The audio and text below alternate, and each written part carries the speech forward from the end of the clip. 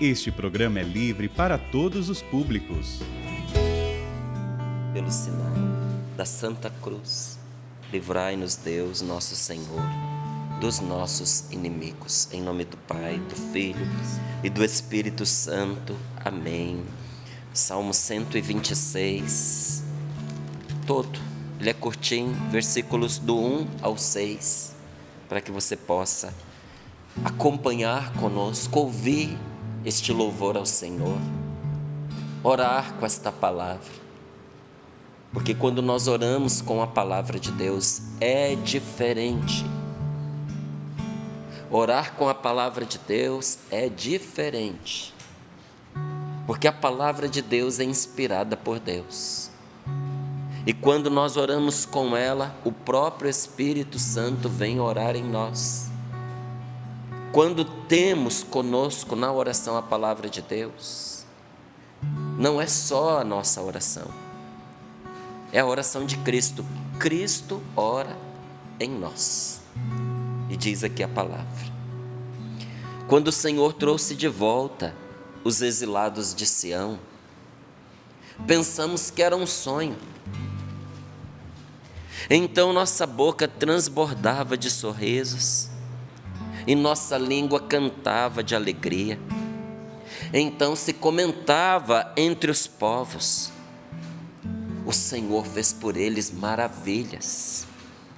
Maravilhas fez o Senhor por nós.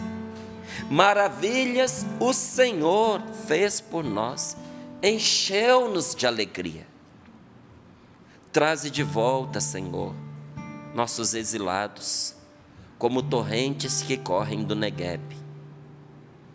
Quem semeia entre lágrimas, colherá com alegria. Quando vai chorando, levando a semente para plantar, mas quando volta alegre, trazendo os seus feixes. Palavra do Senhor. Graças a Deus. Graças a Deus. Quando o Senhor trouxe de volta os exilados de Sião, nós pensamos que era um sonho. Ai, meu Deus do céu, que maravilha é o encontro pessoal com Jesus. Que céu é essa graça chamada batismo no Espírito Santo. É de verdade viver esta experiência de quem estava no exílio e voltou para casa. É a experiência de sair da morte para a vida, gente. É uma mudança tão grande, que você parece ser outra pessoa. Eu me lembro da noite, em 1989, que eu tive o meu encontro pessoal com Jesus. Eu me lembro aquele grupo de oração que eu caí ali, olha, de paraquedas. Fui convidado, fui a contragosto, garoto, 14 anos. Não vou dizer para você que eu era rebelde, porque não era não. Eu era uma pessoa pacata, mas eu não queria estar lá naquele grupo aquela noite. Eu fui constrangido, porque eu não tive coragem de dizer não para a pessoa que me convidou. Era uma pessoa que eu não conhecia, eu achei que ia pegar mal, eu era muito tímido, eu tinha vergonha de dizer não, porque se eu não tivesse vergonha de dizer não, eu tinha dito não. E quando eu cheguei naquele lugar que acontecia aquele grupo de oração, a pessoa que me convidou não foi. E eu me senti tão perdido ali naquele meio. Então, deixa eu lhe dizer, tudo concorria, tudo conspirava para que aquela noite fosse uma experiência desgostosa, fracassada, ruim. Mas Deus permitiu que até a pessoa que me convidou não estivesse, para que eu naquela noite estivesse completamente abandonado a Ele, sem a influência de ninguém, não tinha ninguém me vigiando. Inclusive, já que a pessoa não estava, eu poderia ter dado uma desculpa, me retirado, mas eu fiquei. E ali as pessoas começaram a rezar de uma maneira como eu nunca tinha visto católico rezar. Então as pessoas conversavam com um Deus presente ali. Eu abri os meus olhos, porque em muitos daqueles momentos de oração era de olhos fechados. Eu abri os meus olhos, porque aquelas pessoas falavam com Deus presente. E naquela noite teve um testemunho de uma mulher, eu lembro direitinho, essa mulher, ela participava de um grupo de oração que acontecia no Lar dos Velhinhos, ali em Taguatinga. O Lar dos Velhinhos era um asilo, o nome dele é esse mesmo, Lar dos Velhinhos, acho que ainda existe. E lá tinha-se um grupo de oração. E esta senhora tinha uma dor de cabeça muito grande, que não curava. E ela foi buscar a cura no ocultismo. Não sabia o que fazer, os médicos não davam jeito. Foi buscar artes mágicas, foi se envolver com o obscuro, com o oculto, com as trevas. E naquele lugar que ela foi buscar essa cura espiritual, dessa forma que a palavra de Deus reprova, fizeram para ela um comentário que normalmente sempre fazem a quem frequenta esses lugares. Nunca vi alguém que foi frequentar esses lugares, que chegando lá, alguém não tenha dito: você é médium, precisa desenvolver. Todo mundo ouve isso, que é um jeito de fisgar a pessoa e de segurar a pessoa lá. E ela ouviu isso. Ela não era a fé dela, não era a religião dela, mas começaram a envolvê-la e aprendê-la. E até dizer: é como uma esponja, se você não desenvolve, você vai retendo o mal em você, você precisa. E ela disse que entrou nessa e começou a ir para lá para poder fazer invocações sobre os outros. E ela contava que ela desenvolveu uma dor nos braços a partir dessa imposição de mãos, que os médicos não sabiam o que fazer com ela. Agora era a dor de cabeça e a dor nos braços. Ela tinha uma dor tão enlouquecedora que ela disse que sentia vontade de pegar um prego, colocar na cabeça e enfiar o prego para ver se furava, de tanta dor que ela sentia. Ela disse que ela abraçava o travesseiro, que ela babava no travesseiro de dor, babava, que ela não conseguia se controlar. E a dor nos braços, parecia que os braços iam cair, ao ponto de um médico, tentando ajudá-la, fez uma intervenção que era para tirar a sensibilidade do braço. Não resolveu.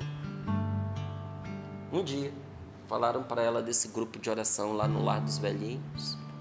Eram poucas pessoas nesse grupo, mas eles muito fiéis, muito cheios de unção. Quando começaram a rezar por ela, ela teve uma libertação espiritual. E aquele mal que a oprimia a deixou. Os seus braços ficaram curados imediatamente. E a dor de cabeça, que nem os remédios eram capazes de dar jeito, a abandonou para sempre. E naquele dia, no primeiro grupo de oração que eu fui na minha vida, eu escutei esse testemunho. E eu fui para casa extasiado. Mas eu também era tentado a não acreditar, porque era bom demais para você ver. Parecia um sonho. Eu tinha ido para esse grupo com a intenção de não voltar mais. Eu falei: vou porque eu disse que eu iria, mas participo hoje, não volto nunca mais. Eu estava determinado. Tudo mudou depois daquela noite. Eu saí daquele grupo, gente, me perguntando assim: será que eu posso voltar? Eu tenho que esperar alguém me convidar de novo. Não vou esperar convite não. Eu voltei e eu fui vendo que essa maneira que o Espírito Santo nos conduz de orar carismaticamente, ela é transformadora. Ela torna a nossa vida cheia do poder de Deus. Outro dia eu brincava aqui com esta palavra, né? O que é poder? É aquilo que te faz poder. Porque a gente confunde poder com força bruta, com violência. Às vezes o poder está na gentileza. Às vezes, por ser gentil, você consegue o que o bruto não consegue pela força.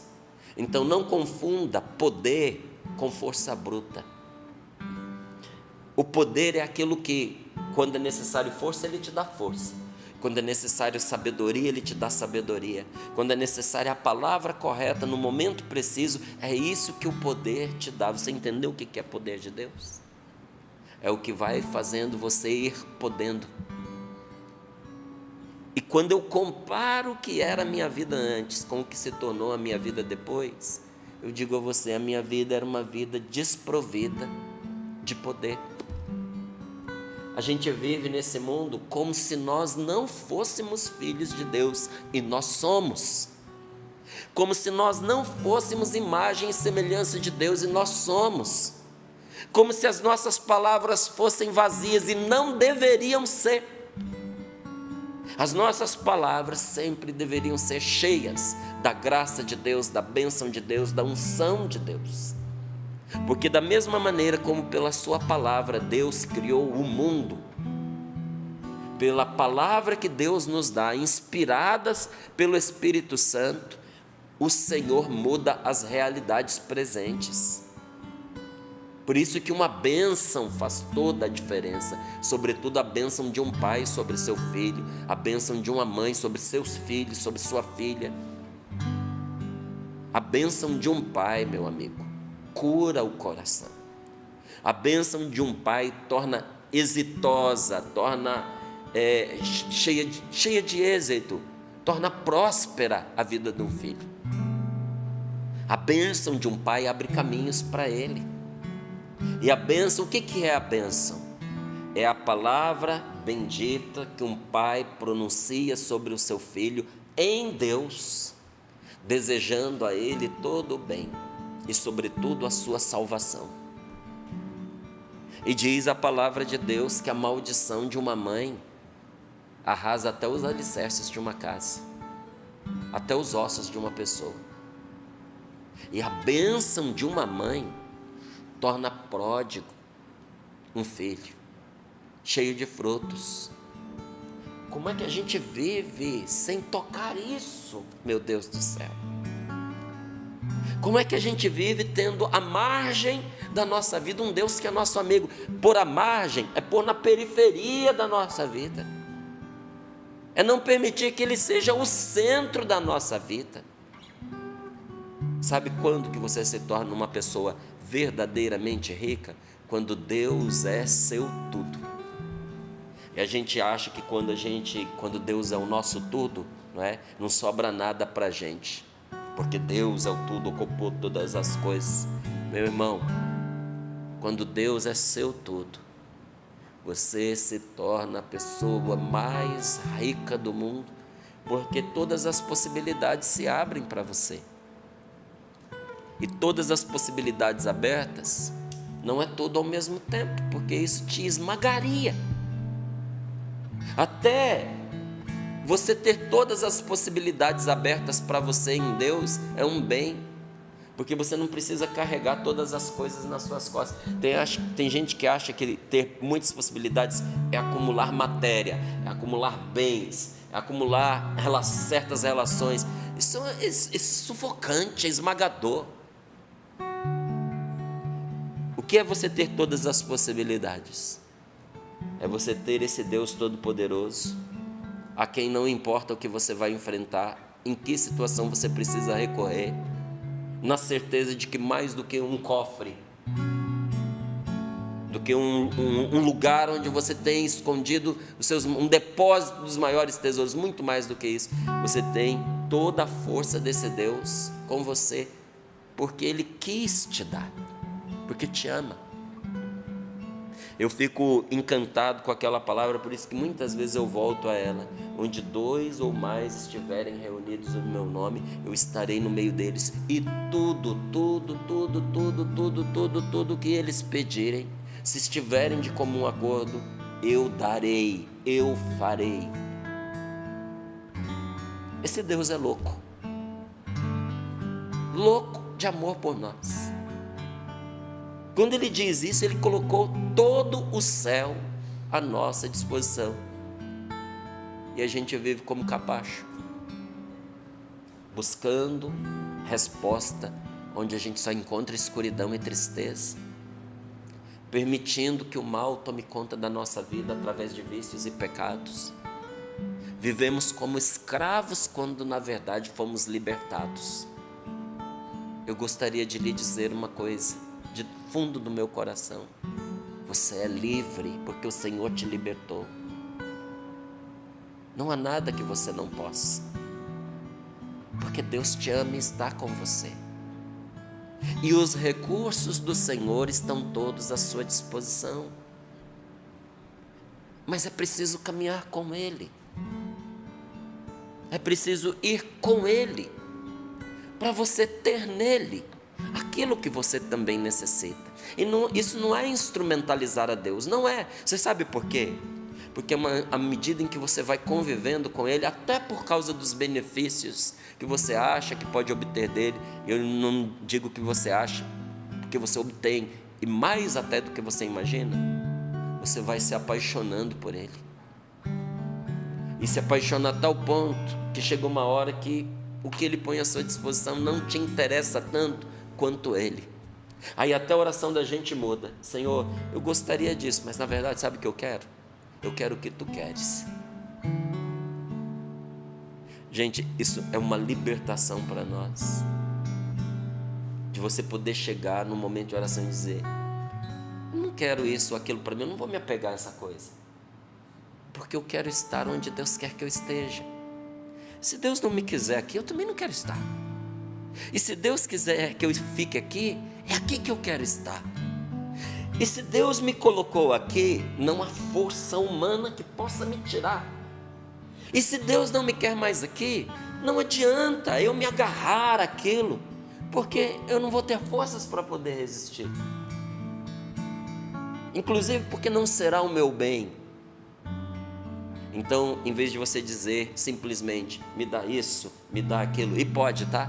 E pode. E muitas vezes eu faço.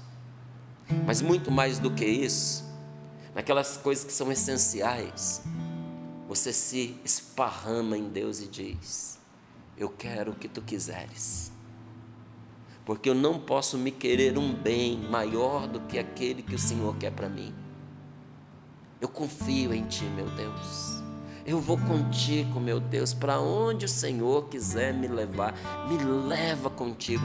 Quando você permite que isso aconteça, sabe, o bolo de nó cego da sua vida, o novelo emaranhado de situações intrincadas, aquele labirinto infernal que nós montamos para nós, através de mentiras, de fantasias, de equívocos, de erros, de pecados, de vícios, de maldades, de indisposições que nós fomos vivendo com as pessoas, um emaranhado.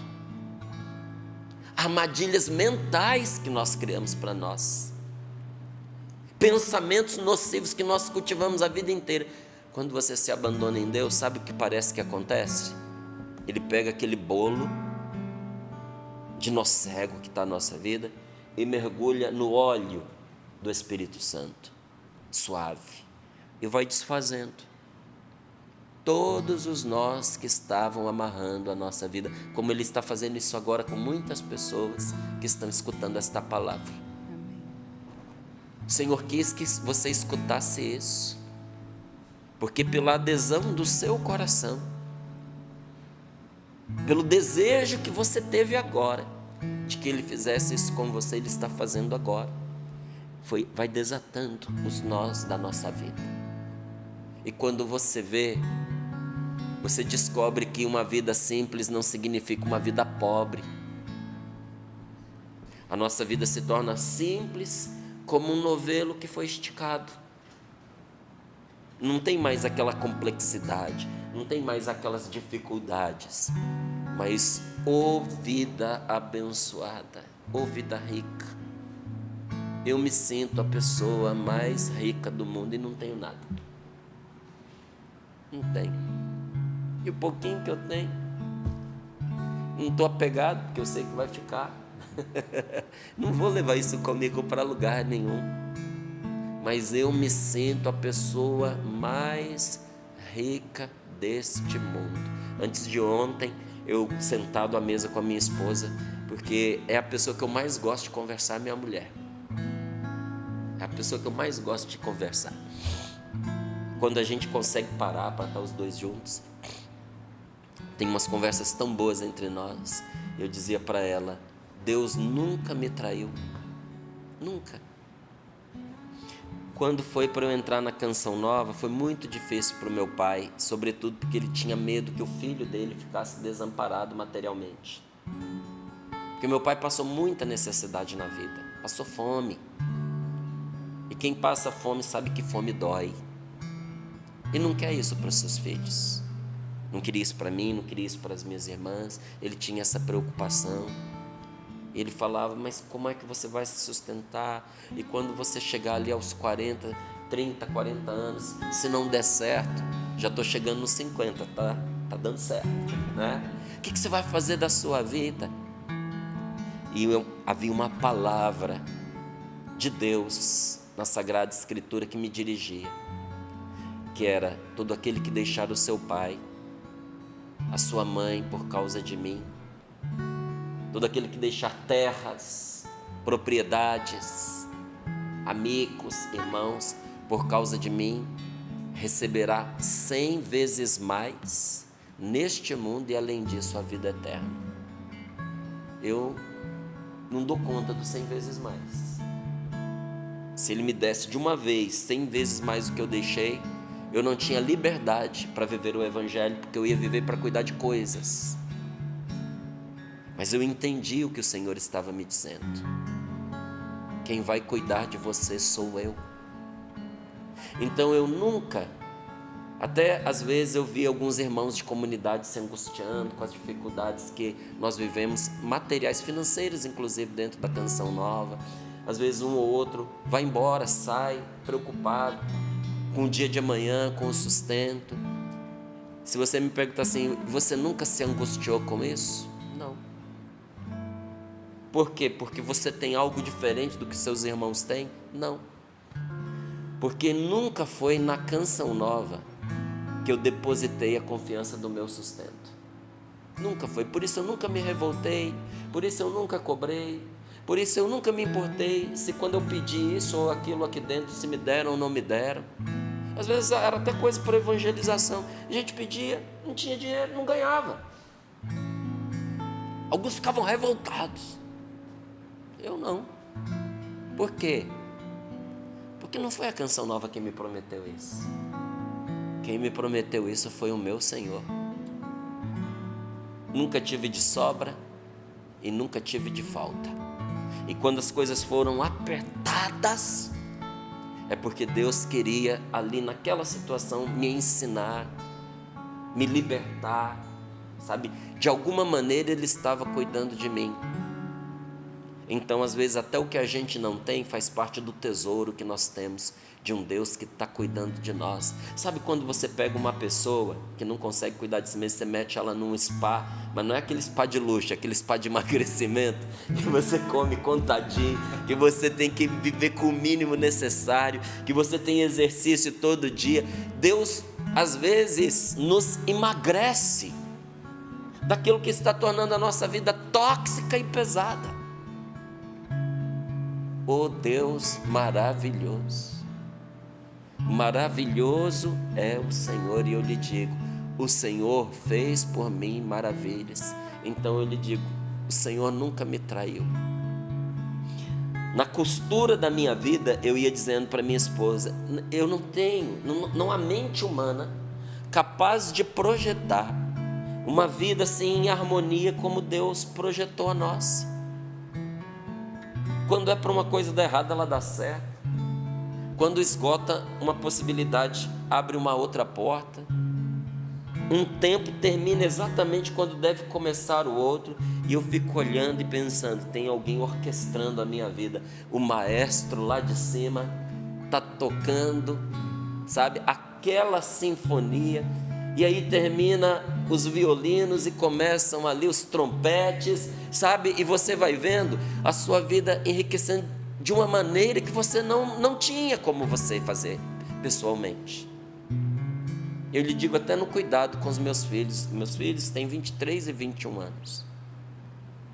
Toda a trajetória deles de vida conosco, em casa, família. Meus irmãos, eu sou pai, eu não sou dono. Não tinha como obrigá-los às coisas que eu sonhava, o que eu queria. Senhor não os deu como propriedade para mim. Deus confiou aos meus cuidados esses filhos.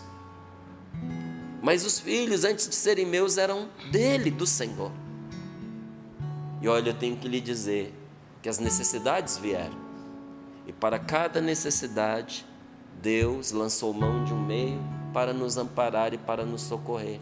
Então eu gostaria de dizer para você que esse salmo é verdade na minha vida. E que esse salmo é verdade na sua vida.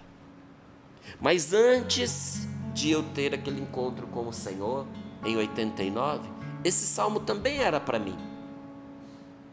Mas nada disso acontecia na minha vida. Porque eu não deixava. Porque eu não acreditava, porque eu não confiava, porque eu não me abandonava a Deus, porque eu não contava com Ele, porque a vontade dEle não era uma prioridade para mim. E muitas das minhas escolhas eram ruins. Como é que um pai cheio de amor vai dar força a uma escolha que vai destruir o filho? Então a minha vida era uma vida travada, como muitas pessoas vivem uma vida travada, porque é uma vida que ela tirou, a pessoa tirou a alma da vida dela, que é o Senhor. Agora, e depois que você teve o seu encontro pessoal com Jesus? Ele é o tesouro, o Espírito Santo, nossa maior riqueza. O resto é resto. O resto Deus dá por acréscimo. Quando você busca o Senhor na sua vida, o resto vai chegando na medida da necessidade, aos pouquinhos. Não é difícil você topar com uma pessoa que sofre com a inveja.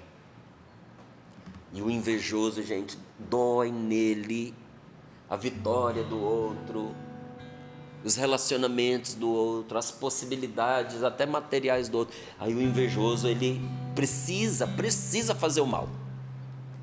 Já que aquela pessoa me incomoda, eu preciso destruí-la de alguma forma. E se eu não posso pôr a mão nela, eu vou destruir a imagem dela, eu vou falar dela.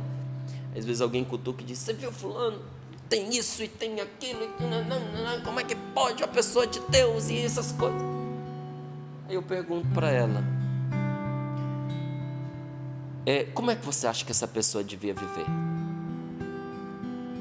Eu acho que ela não devia ter as coisas que ela tem ou fazer o que ela faz. Eu falei: então, não tenha você. E não viva você o que ela está vivendo. Falei: o que ela faz está te impedindo de você viver coerentemente do jeito que você está apontando? Cara, a pessoa tem uma dificuldade de responder, porque é um golpe que ela não espera. Aí ela diz: não. Eu falei: então, porque um dia você vai prestar contas a Deus de como você viveu a sua vida. E esta pessoa vai prestar contas a Deus de como ela viveu a vida dela. E por que ela tem mais? Eu falei: porque talvez ela precise de mais para se sentir bem, para se sentir feliz, porque a segurança dela ainda está nas coisas que ela possui.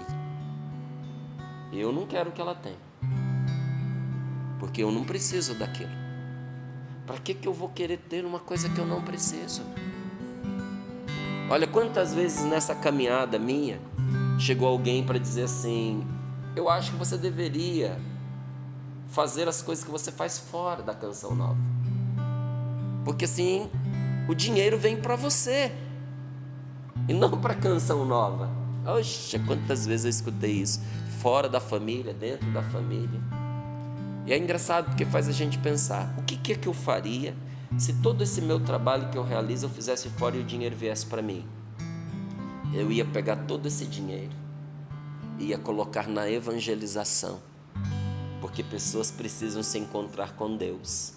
E onde é o melhor lugar para eu pegar tudo isso e colocar na evangelização? Na Canção Nova. Falei: estou no lugar certo. Para que eu vou querer reter para mim aquilo que pode se converter na salvação das pessoas? Tem um filme, eu sei que muitos já assistiram, já indiquei ele no Sorrindo para a Vida e indico para você novamente, chamado A Lista de Schindler. Aquilo aconteceu. O Schindler foi um alemão que gastou a vida para salvar os judeus que os nazistas estavam matando. Ele era um alemão e ele tinha um relacionamento muito bom com os nazistas. Mas Schindler foi percebendo, ele começou pelo egoísmo, pelo dinheiro, pelo materialismo. Ele viu na guerra uma possibilidade dele ficar rico e ficou muito rico. Ele falou: vou aproveitar isso aqui para fazer dinheiro. Mas à medida em que ele foi vendo o que estava acontecendo com aquelas pessoas humanas, ele disse: não está certo. Ele começou a usar o patrimônio que ele tinha ganhado para comprar essas pessoas. E ele tinha inclusive uma fábrica de projéteis, de balas, de bombas, que seriam usados para matar essas pessoas. Então ele sabotava a própria fábrica. Ele fazia os armamentos para não funcionarem. Então os deles não funcionavam. E ele acabou pobre, porque todo o dinheiro que ele tinha, ele usou para comprar até o último judeu.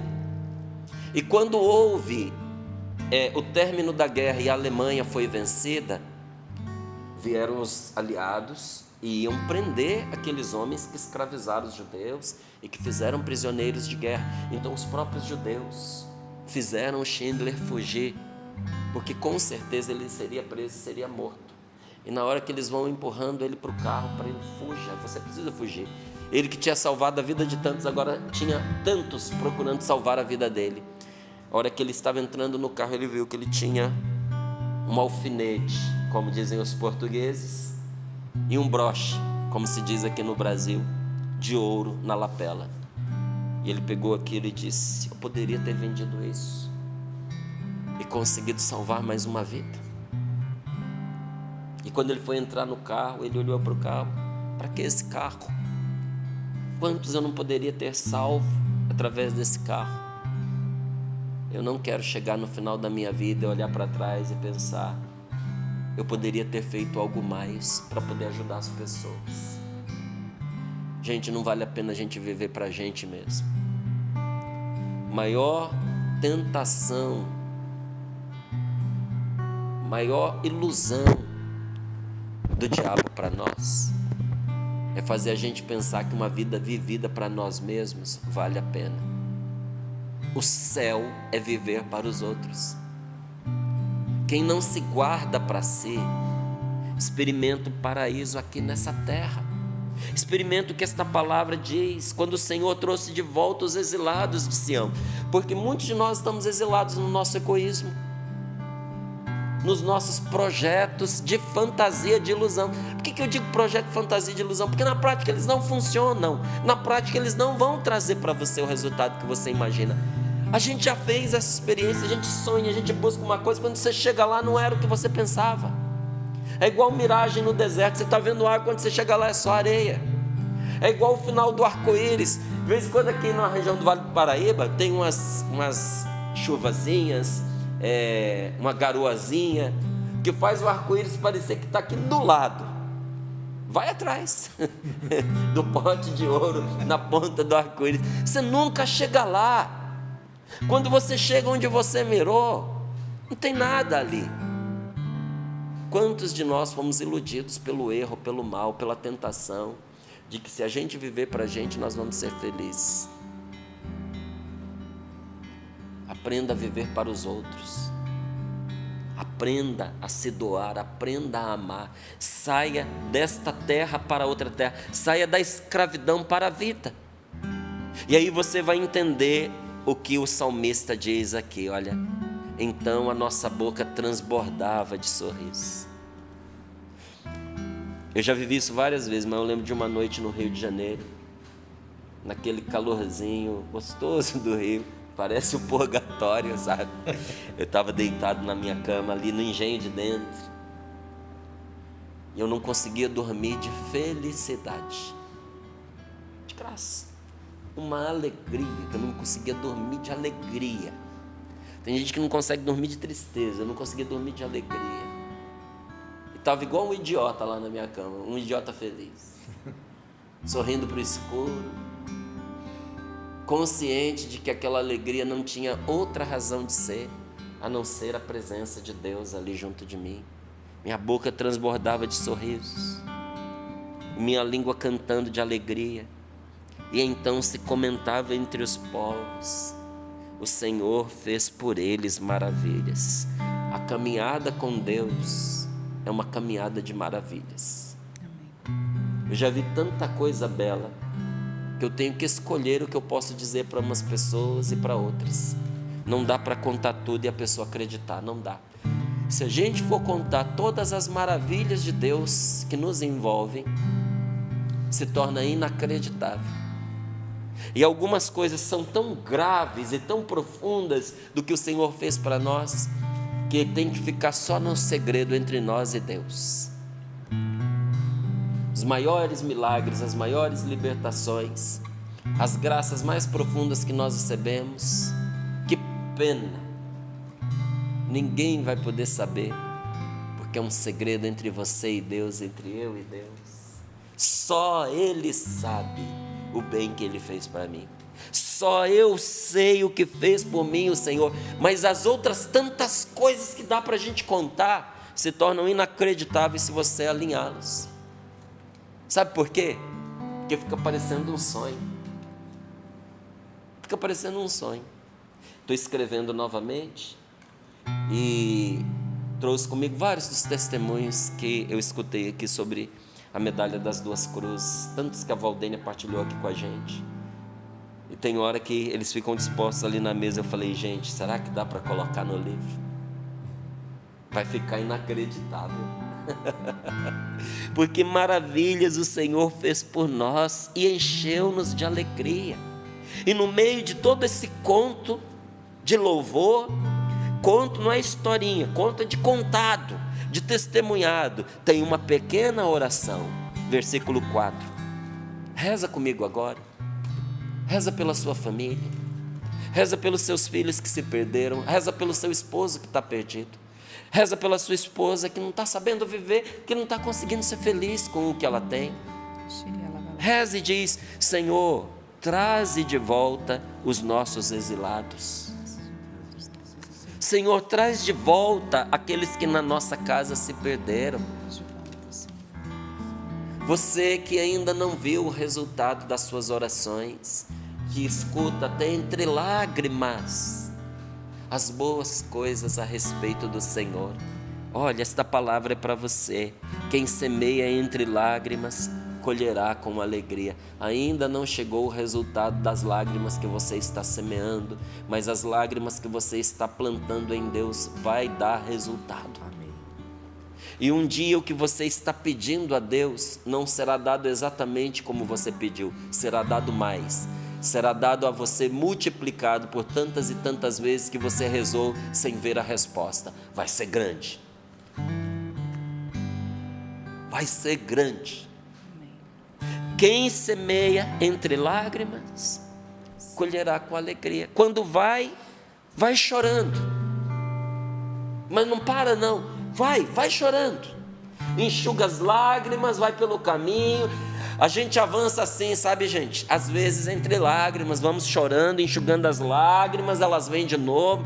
Vai chorando pelo caminho, levando a semente para plantar.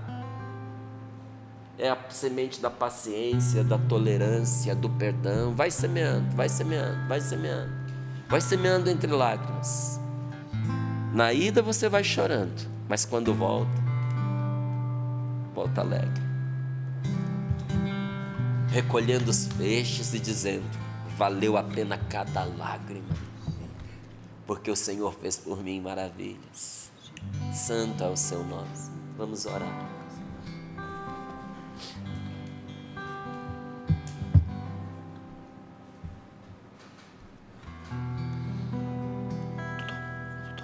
Outro tom. Isso despojou-se. Quero despojar-me assim, sempre querendo carregar teu fardo e viver só por amor. Cante isso. Ele é o mesmo de hoje e de amanhã. Ele é o mesmo de hoje e de amanhã. Sim, Ele é Jesus de Nazaré. Ele é o mesmo de hoje e de amanhã. Sim, Ele é Jesus de Nazaré.